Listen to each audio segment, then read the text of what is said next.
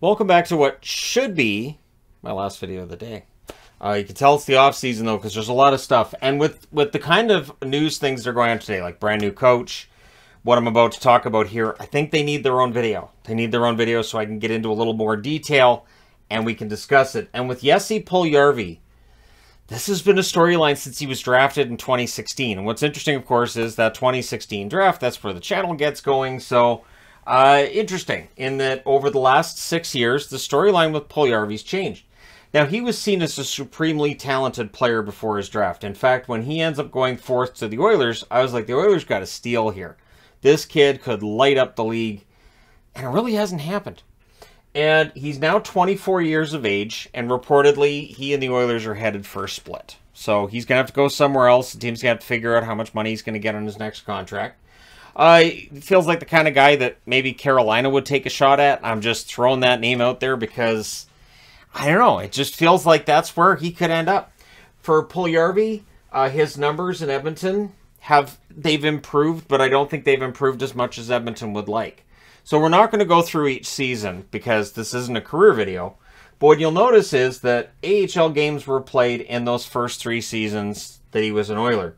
16, 17, 17, 18, and 18, 19. And his best season offensively in that period was the 12-goal season in 65 games in 2017-2018.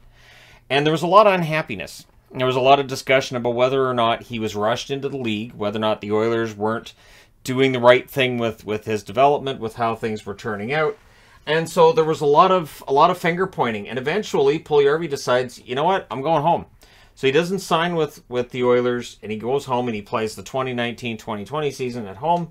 And then Ken Holland comes in, and one of the first things Ken Holland does is decide, I need to get Puljujarvi. It made a lot of sense. This was a kid that had been in their lineup. He'd been playing in Europe, and you're expecting more out of him. And his production's been better since the return to the NHL. But there have been moments where you want more. And I think this playoff run really underlines that. So 25 points in 55 games last year. Not bad. 15 of those points are goals. In the playoffs, 2 points in 4 games. This year, 36 points in 65 games. Those aren't bad totals.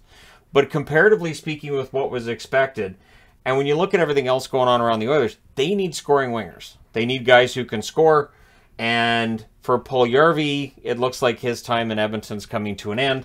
And I look at his playoff totals, 2 goals, 1 assist, 3 points in 16 games this year. It just doesn't get it done.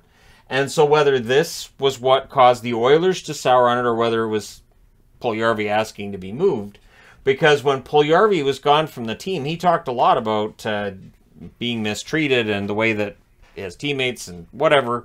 There was a lot of talk about the Oilers locker room and their discuss. And again, there's always 2 sides to any story, or you could argue 3 sides. His side, the side of the other players, and then the truth is probably somewhere in between, right? But whether he was overreacting or whatever was going on, there was that split between him and the Oilers. And while he had some good chemistry this year with some of his line mates, and he produced well on the power play at points this year, again, you look at the overall progression, it's just not there. The one question that gets asked, and is being asked, I'm seeing this a lot on social media, is, so if he goes somewhere else and flourishes, that's going to make Edmonton look bad, right?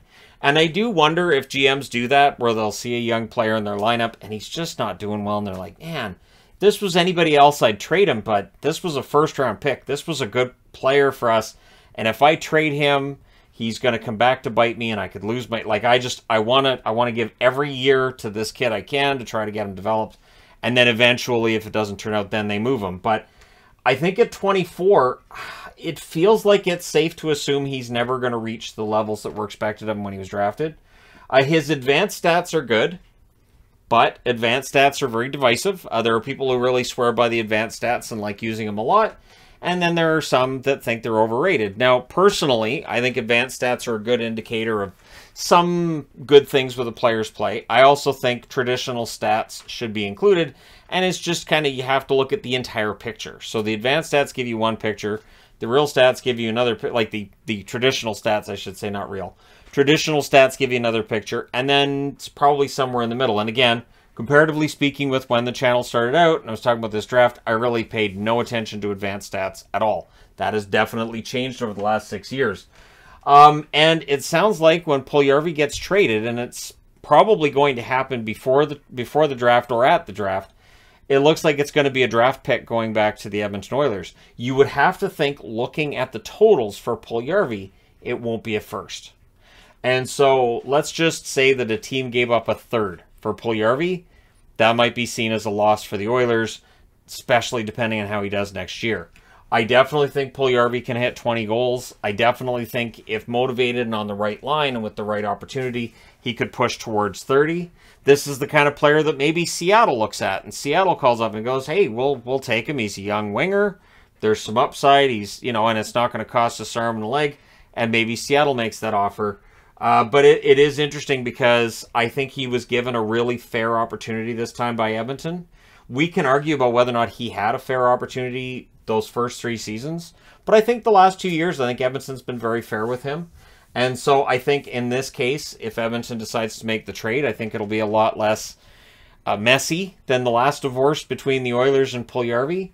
And I think it could work out really well for both the player and the team. But it's interesting because basically we still end up at the same point that it looked like we were going to in 2019, where it looked like Puljujarvi was probably done as an Oiler and he was going to have to be traded. And now it looks like that's going to happen. But we're still waiting to see what's going to happen on the trade market. Of course, McDonough, the Tampa Bay Lightning, looking at moving him, but it hasn't happened yet.